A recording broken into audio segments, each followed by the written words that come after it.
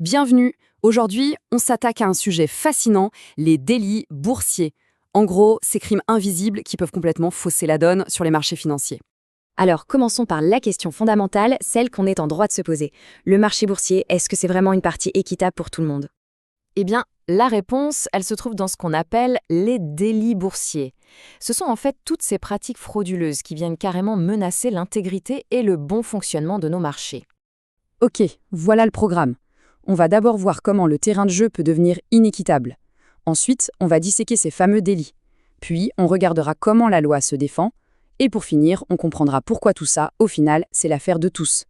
Première partie donc, ce terrain de jeu qui n'est pas toujours si équitable que ça. En fait, tout l'enjeu est là. Combattre ces délits, ce n'est pas juste une histoire de loi et de règlement. Non, c'est bien plus que ça. C'est préserver la transparence et la confiance. Sans ça, pas d'investisseurs et donc pas de développement économique. C'est aussi simple que ça. Allez, on passe à la suite. On va maintenant décortiquer ces délits, voir ce qu'ils ont dans le ventre. Dans le cadre de la loi marocaine, on peut les regrouper en 3 grandes familles.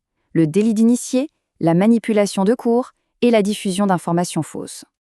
Alors, le premier, c'est un grand classique, le plus connu de tous, j'ai nommé le délit d'initié. Qu'est-ce que ça veut dire concrètement? Eh bien, c'est simple. C'est la rupture totale de l'égalité face à l'info. Imaginez, certaines personnes ont des informations que personne d'autre n'a, des infos privilégiées. Forcément, ça leur donne un avantage complètement déloyal. Et ce qui est super intéressant, c'est de voir comment la loi décompose ce délit en 3 éléments. D'abord, l'élément légal. Bah oui, c'est interdit par la loi. Ensuite, l'élément matériel, c'est l'acte en lui-même, le fait d'acheter ou de vendre. Et enfin, le plus important peut-être, l'élément moral, c'est l'intention. L'intention de faire un profit grâce à cette info secrète. Ok, deuxième délit sur notre liste, la manipulation de cours. Là, on change de registre. Ce n'est plus une question d'infos secrètes, mais une tentative de truquer le jeu directement. Le but, c'est vraiment d'empêcher le marché de fonctionner normalement. Comment?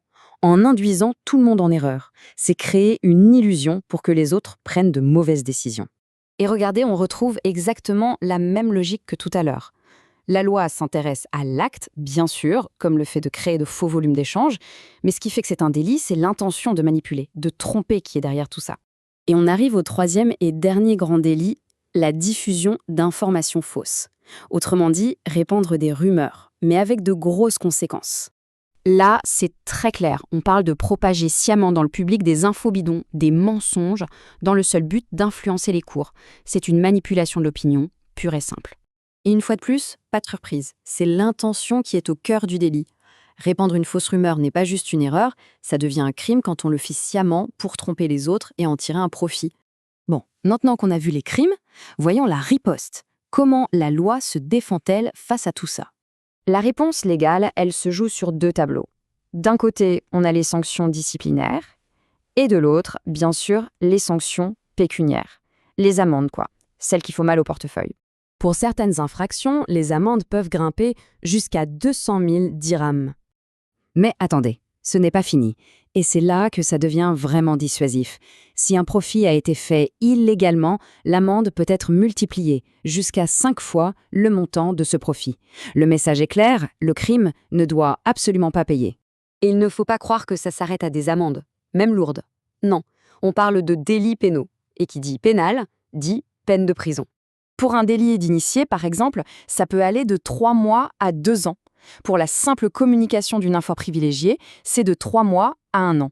Et évidemment, en cas de récidive, les peines sont beaucoup plus sévères. Terminons en prenant un peu de recul. Pourquoi est-ce que tout ça est si crucial? Parce qu'au fond, l'idée n'est pas juste de punir quelques fraudeurs. C'est de protéger le marché et donc notre économie tout entière.